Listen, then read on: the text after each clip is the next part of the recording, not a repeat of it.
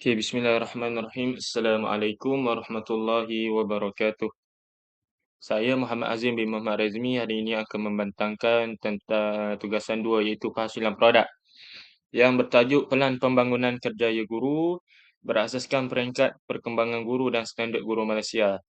Di mana guru beretika pemimpin pendidikan berkualiti adalah satu pepatah daripada pembangunan profesional guru abad yang ke-21. Saya Muhammad Azim bin Muhammad Razmi. Okey.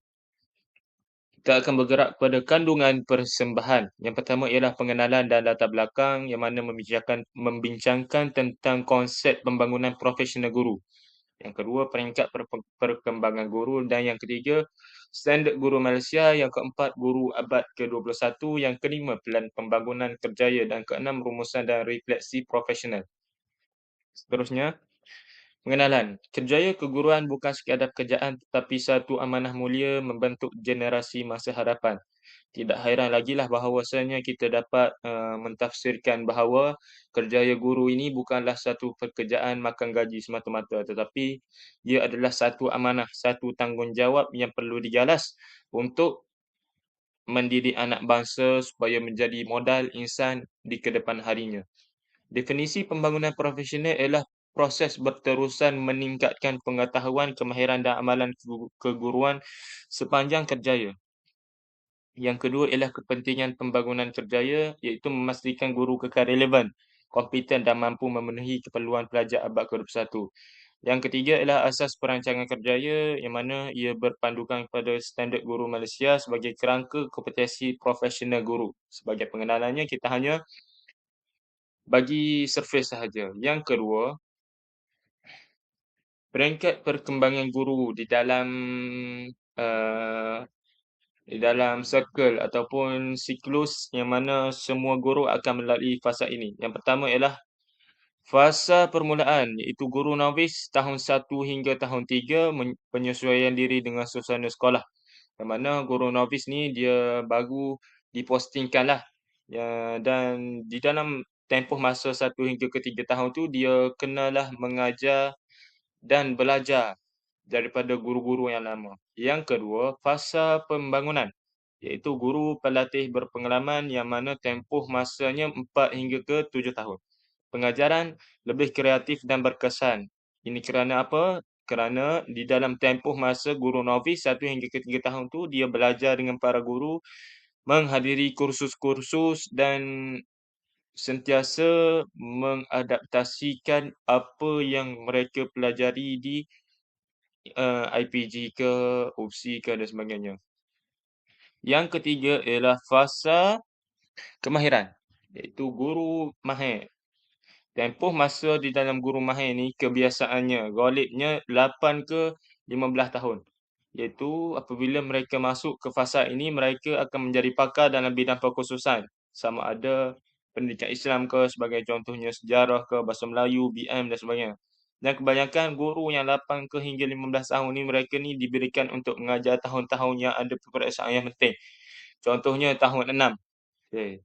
Supaya mereka ni dapat memberikan 100% lah orang kata. Supaya murid-murid darjah 6 ni dapat belajar dan menjawab peperiksaan yang akan mendatang untuk kemasukan sekolah menengah. Okey, dan yang terakhir, fasa kecemerlangan.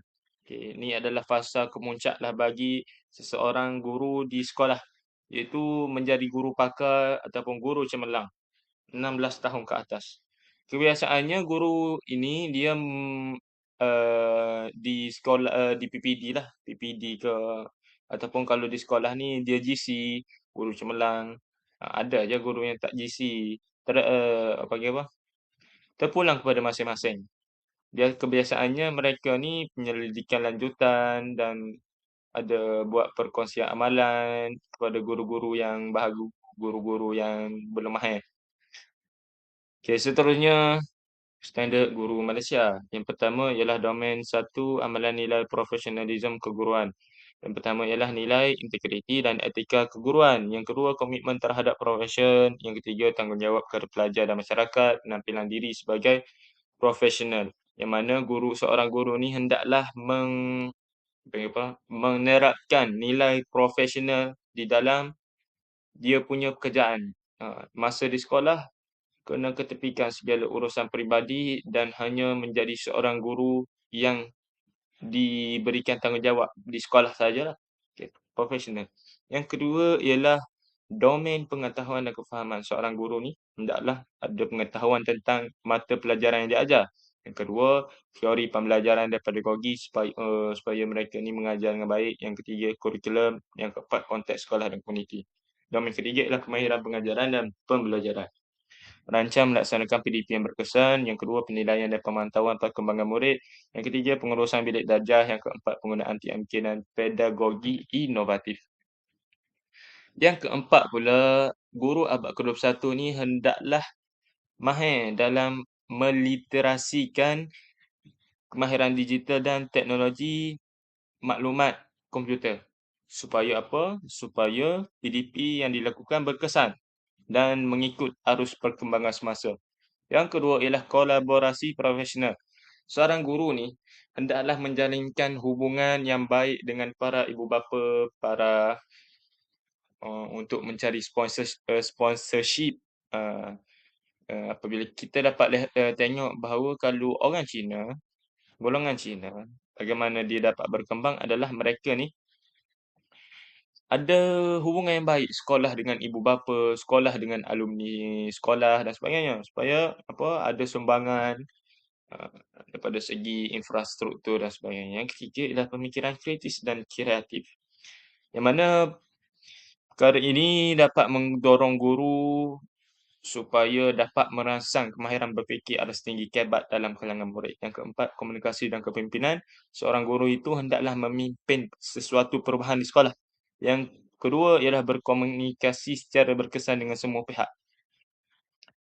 Komunikasi yang berkesan akan menjadikan seorang guru itu disukai ataupun disenangi, yang mana hubungan yang baik akan memudahkan mereka melakukan sesuatu pekerjaan yang diberi. Yang kelima ialah penyelidikan dan inovasi.